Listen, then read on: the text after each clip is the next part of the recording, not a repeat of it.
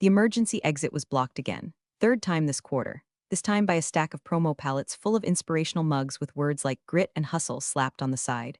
Real poetic, considering it was one minor fire hazard away from turning the warehouse into a ceramic crematorium. I snapped a photo, timestamped it, and added it to the growing pile, Report 47B. Exit obstruction, still not addressed. I used to think paperwork was dull. Now I knew it was the only thing keeping people from dying stupid corporate deaths under collapsible motivational merchandise. The file on my screen was a 78-page Frankenstein of OSHA violations. Cracked loading docks, electrical panels left open like invitations to spontaneous combustion, even a report from a warehouse manager who swore someone had passed out from heat stroke during a triple shift, though HR buried that under a fatigue incident. I highlighted the unresolved ones in red like blood splatters. The printer jammed halfway through.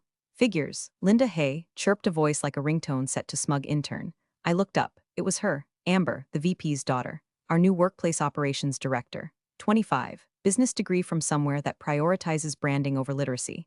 She had that fresh glow people get from never being told no long enough to mistake it for leadership. She stood in the doorway like she was posing for her LinkedIn profile, blonde ponytail swinging like it came with Wi-Fi. I'm doing a walkthrough this afternoon. Need everything looking presentable. Investors are touring the logistics floor Friday and Daddy wants things spotless. I stared at her. You mean the exit that's still blocked by your grit mugs, or the forklift battery room that's leaking acid again? She wrinkled her nose. Ugh, details, that's why we have you. Just make it disappear. She walked off before I could respond, probably off to write a #leadership matters post about synergy. An hour later, I sat across from the COO. I'd sent him the updated violations log. He clicked through the spreadsheet like it was a BuzzFeed quiz. Linda, he sighed, you're excellent at your job. But these numbers, if we present this during Q3 evaluations, the optics could hurt funding. So fix the problems, I said. Violations are real. I have photos, timestamps, internal reports. Not one of these is exaggerated. He leaned back and gave me the look. You know the one, corporate, tired, practiced. The kind men in power use when they've decided your conscience is now inconvenient. Just let it go. For this quarter, help us look good and I'll personally greenlight a safety overhaul after the board signs off. That's when I knew we weren't protecting workers. We were painting over rot with high-gloss bullshit. I walked back to my desk, passing Amber as she arranged a pyramid of hard hats by color. Cute, she said, snapping a selfie. Safety aesthetic, my jaw tightened. I didn't respond. Just sat down, opened my external drive, and started copying every document to a private folder marked insurance. I'd been here 16 years. I knew where this was going. And if you know where this is going, if you've ever watched a safety net turn into a trap woven by morons in power suits, take 2 seconds to hit that like button and subscribe. Seriously, most people don't, and it's the only thing that keeps our little rebellion alive. Plus, you don't want to miss what's coming next. That afternoon, I was formally introduced to Amber during the company-wide meeting. This is Amber Myers, said the VP, beaming like he'd just adopted a rescue dog. She's bringing new energy to our operations. Linda, she'll be partnering with you on compliance. She gave me a wave, not a handshake, a wave, like we were playing Tea Party. I smiled with every tooth I had, of course. I'll make sure she has everything she needs. In my head, I was stapling OSHA code violations to her forehead. Later that day, Amber scheduled a walkthrough for her and the investor team, but told the floor leads not to bring up any ongoing incidents. When the warehouse manager asked about the busted ventilation system, she laughed and said, we'll just say it's eco airflow. That was the moment I stopped playing nice. She might have been the VP's daughter, but I was the compliance officer of record. I had a federally issued license and more dirt in my desk drawer than a construction site. I started printing backups. Sent myself encrypted emails, flagged every change they made. By sunset, I had a paper trail long enough to trip over, and a sick feeling in my gut that I'd need it soon. Because when they stop replying to your reports and start promoting glittery idiots with no credentials, you're not in a workplace anymore. You're in the blast radius.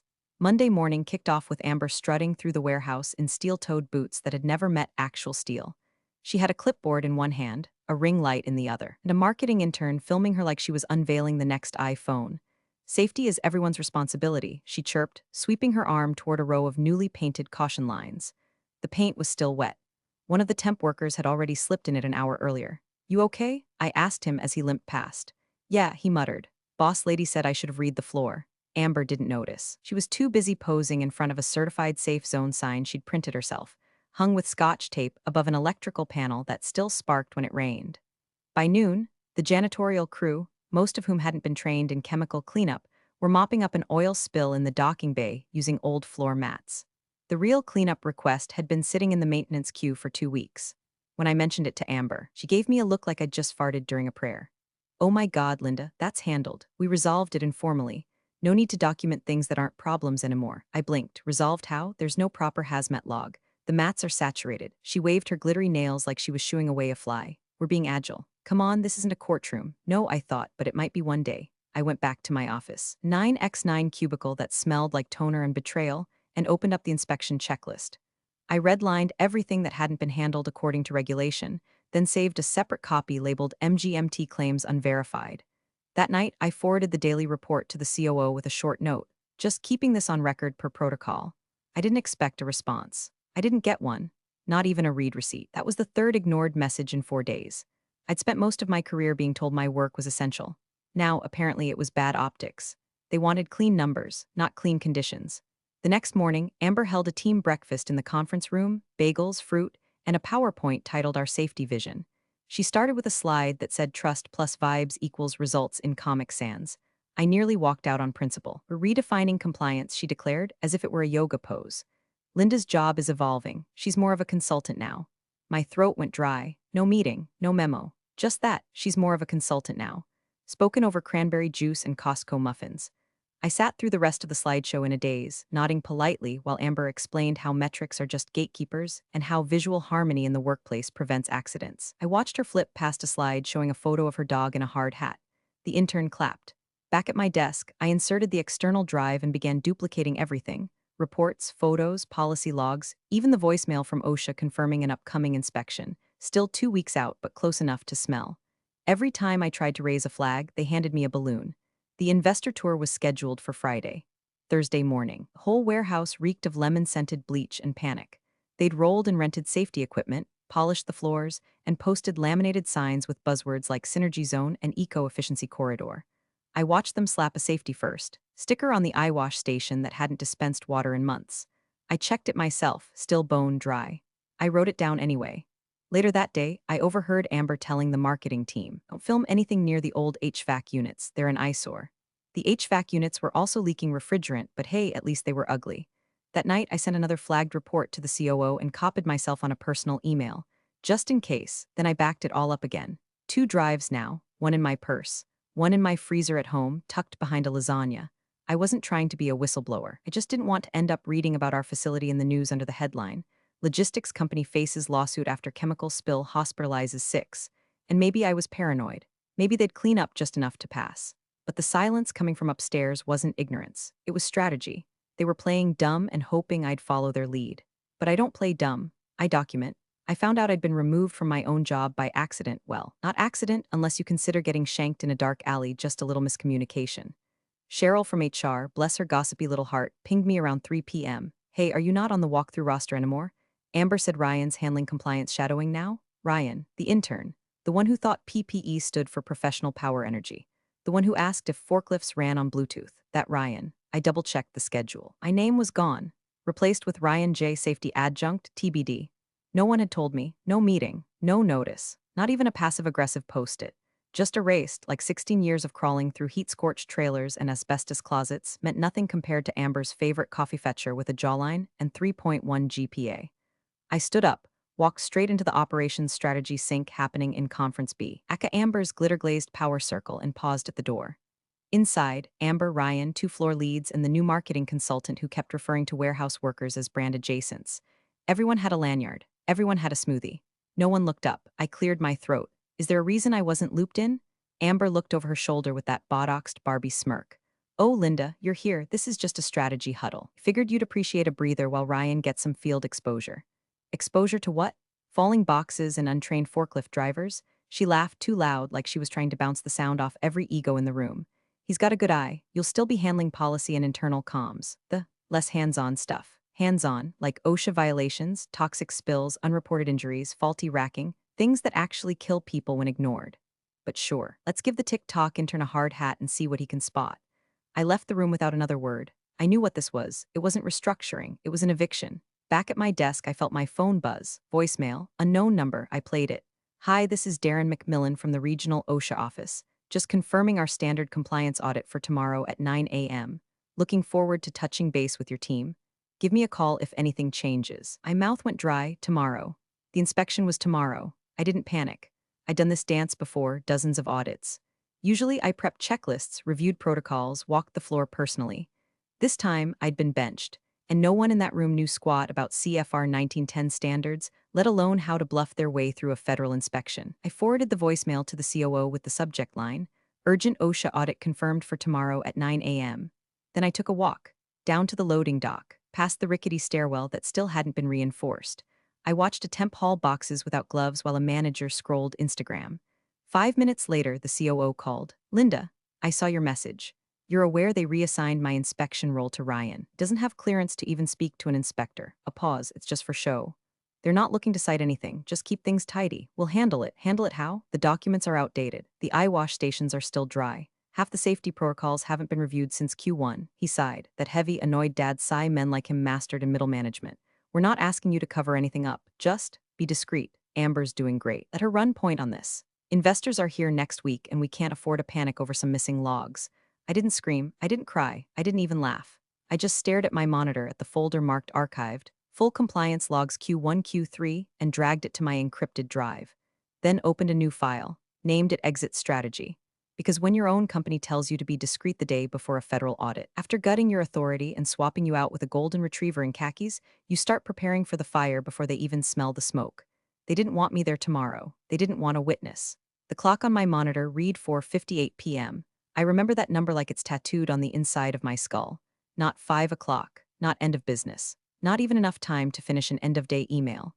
2 minutes before quitting time, Amber came stomping in like a toddler who just discovered her juice box was empty. She had a manila folder in one hand and some kind of sparkle gel pen in the other, probably signed my fate with it. "Congratulations," she sneered, loud enough for the two junior analysts nearby to pause their clickety-clacking. "You're terminated. Pack your desk now."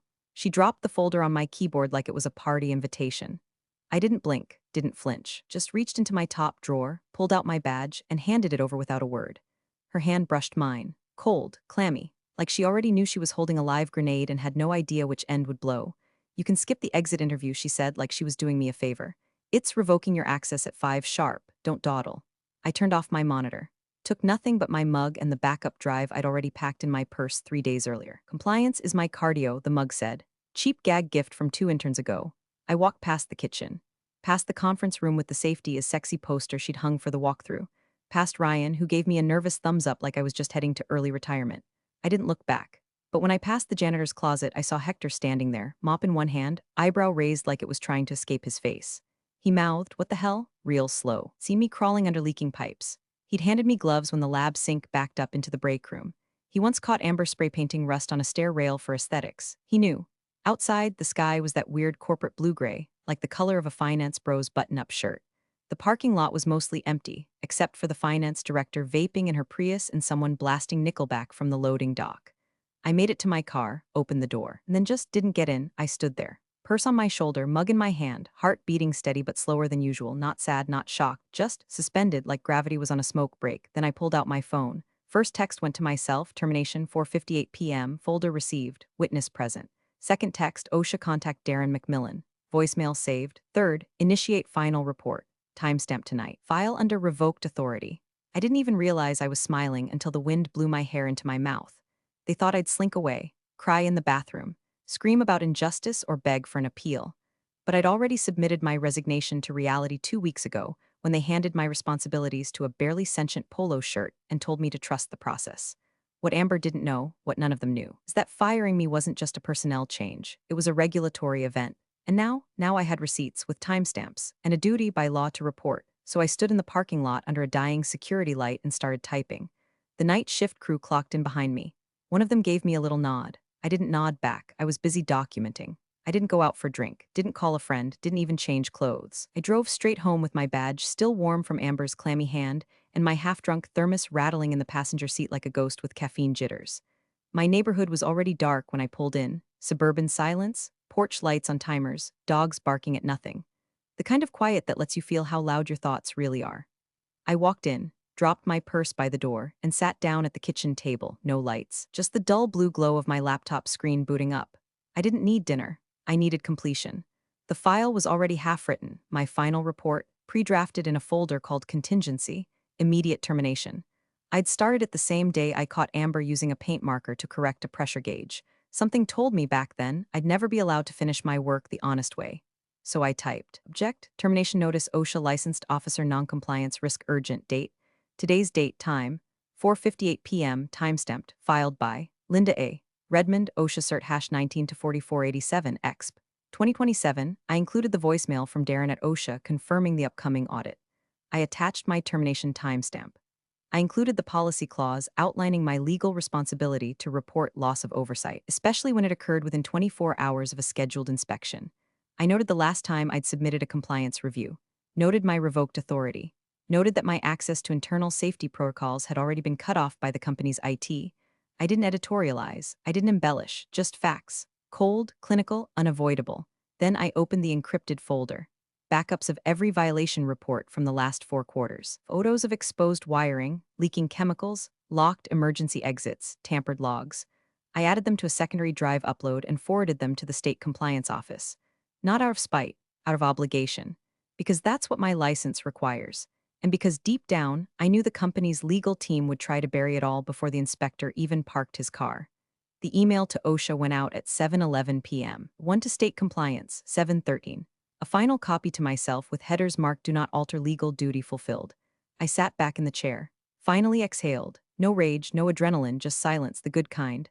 A neighbor's sprinkler kicked on outside. Somewhere down the block, a garage door groaned closed. I stared at my reflection in the laptop screen, tired eyes, makeup half melted, expression flat. But my spine, straight, they didn't break me. I didn't come here to fight them. Didn't come to burn the place down or scream at HR or beg for a second chance. I came to do the job, the real job, and now it was done. I powered off the laptop and sat there for a moment longer, just still, just breathing, because sometimes revenge isn't about screaming. Sometimes it's just a PDF with your signature on it, sent before they even realize you're gone. At exactly 9 a.m., government-issued white sedan pulled into the visitor lot, unironic, unbranded, and unmistakably federal. A man in a navy windbreaker stepped out, clipboard in hand, expression like stone left in the sun too long. His name was Darren McMillan, Regional OSHA Inspector, and he was right on time. Reception barely had time to offer him a sticker badge before he was already halfway down the main hallway. The front desk called Amber. She didn't answer, probably still fluffing her bangs or picking which blazer screamed competent adult louder. Meanwhile, Darren had already made his way to the warehouse floor, where a handful of confused shift leads stood blinking at him like deer in high-vis. "Who's handling safety today?" he asked, looking around. Ryan, sweet, stupid Ryan, approached with a grin that could have doubled as a cry for help. "Hey, welcome to us. I'm helping out with that stuff now, that stuff," Darren repeated flatly. "Yeah, safety, compliance, workplace vibes, all that." Ryan gestured toward a laminated poster taped to a forklift. "Work safe, work happy." Darren blinked. "Where's your licensed safety officer?" "Oh, well, Linda used to, she's not. She left yesterday, I think." Darren's eyebrows lifted a millimeter. "So you're currently operating without a certified officer?" Amber came trotting up just in time to intercept. "Hi there, sorry, traffic. Yes, we've got everything handled. Everything's been updated. We've had like a total culture shift around safety this quarter. Super proactive. Is there documentation of the shift?" he asked, adjusting the clipboard. "Documentation?" Her eyes flicked toward Ryan like he might magically manifest a binder out of his AirPods. "We've had a few informal updates," she added, voice getting higher. "It's all been addressed, just maybe not in that formal way. But totally addressed." Darren looked around. "Where's your eye wash station?" Amber turned to Ryan. Ryan turned to the wall. The station had been removed during aesthetic optimization last week. All that remained was a faint rectangle and a new motivational poster. "You are the real safety tool." Darren wrote something down. In the office upstairs, word was spreading. First through whispers, "Who's the guy in the jacket?" Then through Slack messages like, "Is this the real audit? I thought we were getting a delay?" No one had answers. The COO hadn't shown up yet. The VP was conveniently working remote, and Amber was now pacing beside Darren, reciting company slogans like they doubled as legal defense. "We believe safety is a lifestyle, not just a checklist." "That's cute," Darren said, scribbling again, "but per OSHA, checklists are required." "Where's your emergency log?" "Ryan, do you?" "No clue," Ryan muttered. Darren stopped walking. "Oh, just to confirm, there is no licensed safety officer on site?" Amber froze. "Well, technically. No, but the environment is very safe. Our people are thriving." He glanced at the freshly bleached floor, still slick from an overzealous janitor. A delivery guy nearly wiped out on it moments earlier. Amber hadn't noticed. "You said someone named Linda handled compliance before?" Amber hesitated. "Yes, but she's no longer with the company." "When did she leave?" Amber blinked. Yesterday afternoon, around 5 maybe." "Do you have the termination time documented?" She paused too long. Darren looked up slowly. "You did document her termination, right? Because if she was your only licensed officer and you didn't notify OSHA immediately." Ryan coughed. I think she said something about 458. Darren stopped writing, looked at Amber. I'll need to speak with the COO and legal. Now. Color drained from Amber's face like someone had flipped her into grayscale. The safety walkthrough devolved from marketing opportunity to bloodless crime seen in seconds. Darren didn't yell. He didn't threaten. He just kept asking the kind of questions that forced people to choose between lying and choking on their own incompetence. By 9:22 a.m., he was being led, wordlessly, upstairs to the executive wing. And still, no one mentioned Linda, because they knew. They knew she hadn't walked out in defeat. She'd clocked out like a loaded gun being holstered. And now the recoil had arrived. The boardroom was colder than usual, or maybe it just felt that way because everyone inside had gone quiet the second Darren McMillan took his seat. The COO sat stiffly at the head of the table, his tie slightly askew like he'd yanked it tighter 5 minutes too late. The VP, Amber's father, was hunched over a yellow legal pad, scribbling something that didn't matter. And Amber? Well, Amber was sitting between them, looking like she'd just been told Santa Claus had filed a restraining order. Darren laid his clipboard down gently, like he was placing a tombstone. He didn't flinch, didn't sigh, didn't smile. He just reached into his brief and slid out 2 pieces of paper. The first was a printed copy of Linda's OSHA license. Name, Linda Ann Redmond certification hash. 19 to 4487 status, active exp. 2027 designation, licensed compliance officer primary. The second was an email. Subject line, official notification, revoked authority termination timestamp. Sent at 7:11 p.m. the night prior. The body of the message was short, professional, cold. This message confirms the termination of Linda Ann Redmond as of 4:58 p.m. on yesterday's date. As she was the sole licensed safety officer on record, I am fulfilling my regulatory duty to report the gap in oversight. Darren tapped the timestamp. You officially terminated your only licensed OSHA-certified officer at 4:58 p.m. yesterday, he said. As of that exact minute, this facility entered non-compliance status. The COO leaned forward, pressing his fingers to his forehead like he was trying to push the migraine back into his skull. His glasses came off slowly. He didn't clean them, just set them on the table and stared at them like they'd betrayed him, too. The VP stopped writing. His hand hovered over the pad like he forgot what a pen even did. Now, Darren continued, voice even, I understand there was an inspection scheduled. That's fine. Standard procedure. But here's what isn't fine. No transition plan, no emergency appointment, and no OSHA notification within the required timeframe. That's 3 federal violations before I even walked in the door. Amber opened her mouth. It moved, but no sound came out. Her face twitched like a bad Zoom call buffering. Darren didn't acknowledge her. I was told, the COO began, that Linda would be present. Darren finished for him. Yes, that was the assumption. Your internal organizational chart still listed her as your compliance officer this morning, but your own termination record says otherwise. So either your internal system is out of date, or you tried to mislead a federal audit. A silence fell so thick you could hear the ventilation system hum. Darren sat back in his chair, not smug, not angry, just methodical. Here's the issue, he said. OSHA doesn't just certify people for fun. Linda Redmond had a duty, not optional, to report the loss of her authority. She fulfilled that, which means as of 4:58 p.m. yesterday, your facility was operating with 0 licensed oversight. That carries a penalty. The only variable now is how severe it'll be. Amber tried again. I didn't realize you signed the termination, correct? She froze, glanced at her father. She did, the VP muttered. Darren nodded. Then I'll need that signed document. Originals, timestamps, all of it. Our legal team will also need your last 3 internal safety reviews, and the personnel file for Mr. Ryan J., who apparently assumed responsibility without certification. The COO stood up suddenly, pacing, one hand rubbing the back of his neck like he could massage his way out of liability. We didn't intend to. I'm not here for intentions, Darren interrupted. I'm here for records. Amber had gone pale, her knuckles white against the edge of the table. But Linda didn't say anything before she left. She didn't need to, Darren replied. She did her job. She filed her report. She followed the law. Now I'm here following mine. He closed his folder, stood up calmly, and added, You'll be contacted within the next 48 hours regarding preliminary findings and potential federal review.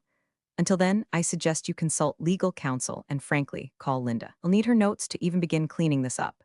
He didn't wait for a response. He just walked out, heels clicking against tile like a countdown. Amber didn't follow. The COO slumped back into his chair, face buried in his hands, and the VP, he stared at his daughter like he didn't recognize her, like the golden ticket he'd hand-delivered into the building had just exploded in the boardroom. 4:58 p.m. One decision, one signature. Now the house was burning. And Linda wasn't even in the building, but her shadow was. It sat quietly in the chair she used to occupy, quiet, meticulous, and sharper than anyone had realized. Until now. The legal team arrived just after 10, 3 suits deep, and one of them already sweating through his collar. They were ushered into the boardroom where Darren waited, calm as ever. now joined by a junior compliance rep from the Department of Labor, who looked 12 but carried a folder thick enough to choke a shredder. Everyone sat except Amber. She stood near the far end of the table like a school kid caught with a vape in her lunchbox, arms crossed, trying to pretend she belonged. Darren opened with no preamble. Per Federal Labor Statute 1910.1200 and CFR 1904, he said, flipping through the documents with surgical ease. Any workplace operating without a licensed compliance officer, especially one previously under certified oversight, is considered at risk. He paused. That includes risk of unreported injury, misclassified hazards, and liability in the event of accidents, minor or otherwise. The younger rep added, to be clear, even a paper cut logged improperly during that gap can constitute a reportable violation. Multiply that by each work hour until compliance is restored. You begin to see how fast this escalates. A rustle of shifting suits. Legal started scribbling. Darren set down another paper. We've logged that Linda Redmond's termination occurred at 4:58 p.m. yesterday. She filed a formal notice of revoked authority within 3 hours. That fulfills her obligation under federal code. The VP coughed into his hand. The COO wouldn't even meet Darren's eyes. Then came the question. Sharp, clinical, and like a bullet. Who, asked one of the attorneys, authorized her termination? Silence. You could have heard a thumb drive drop. Amber's eyes darted sideways. Her father finally looked at her, not with anger, just tired disbelief. Like he'd finally seen the math he never wanted to check. I did, Amber said softly. Darren nodded. Thank you. That's consistent with the documentation. And I assume you reviewed the scope of Linda's license before signing? I didn't think it was that important. The junior compliance rep tapped her pen. That's not great. Legal cleared their throat and leaned forward, addressing the board directly now. Given the regulatory timeline and the proximity of the inspection, this is likely to trigger a full federal review. Best case, we're talking audit and fines. Worst case, he didn't finish. He didn't have to. The COO rubbed his temples like he was trying to rub out the whole week. The VP leaned back, staring at the ceiling the way people do when they realize the elevator cable's already snapped. Then the board chair, silent until now, adjusted his watch and looked directly at Amber. You can leave the room. Her jaw dropped slightly. What will take it from here? Amber hesitated, blinking rapidly, then turned and walked out, her heels clicking against the tile like a metronome for downfall. She closed the door behind her. No one spoke. No one had to, because in that room, her name was no longer an asset. It was a liability. And Linda? Linda wasn't there. She didn't need to be. Her badge wasn't on the table. Her voice wasn't in the room. But her silence, her absence, was louder than any speech she could have given. She hadn't taken revenge. She'd done her job, and that was the thing they'd never understood. When someone like Linda leaves, they don't burn the building down. They just stop holding it up. The office was quiet, peaceful. No posters screaming about synergy. No scent of industrial bleach trying to cover rot. Just clean carpet, a humming HVAC system, and the smell of real coffee, dark roast, not the watered-down excuse they served back at her old place. Linda sat across from a broad mahogany desk, legs crossed, a slim portfolio resting on her lap. No badge on her blazer. No nameplate. Just her, steady, alert, and entirely unbothered. The man across from her wore a stay-tissued windbreaker, but his voice was warm. Less interrogator, more colleague. He'd already skimmed through her resume, already read the file. They told me, he said, flipping the last page with a smile, you filed the report the same night you were let go. Right down to the minute, that's smart. Linda sipped her coffee, still hot, no rush. It was my last duty, she said evenly. He nodded, the boards reeling. They didn't even realize they'd triggered a federal cascade until your timestamp popped up in the system. I figured as much. He leaned back in his chair, tapping a pen against his knee. We're expanding oversight for 3 logistics hubs upstate. All mid-sized, unionized, nothing flashy, but we need someone who knows where the real cracks form before they become headlines. He didn't ask if she was interested. He didn't need to. She set her mug down gently and opened the portfolio, revealing neatly tabbed compliance models, inspection rubrics, and policy drafts already updated, already aligned with the newest federal guidelines. The kind of documentation that takes quiet nights and unthanked weekends. The kind no one noticed until everything went sideways. Outside the office, the world kept moving. Trucks honked. A forklift beeped in the nearby loading dock, somewhere. Someone was probably spilling coolant and pretending it wasn't their problem. But not here, not now. Here, Linda was exactly where she belonged, at the table, composed and no longer being ignored by people who thought her silence meant surrender. She adjusted the sleeve of her blazer and looked up. I'll need access to the existing incident logs, she said. We'll give you everything. The man smiled again, stood, and extended his hand. Back downtown, across the city. Boardroom sat in stunned quiet. Legal scrambling. CFO reviewing penalties. Amber's badge deactivated, COO's voicemail full. The VP staring at the line that ended his quarter's bonus. And not one of them, not a single suit in that room could undo the timestamp. 4:58 p.m., termination by their own hand.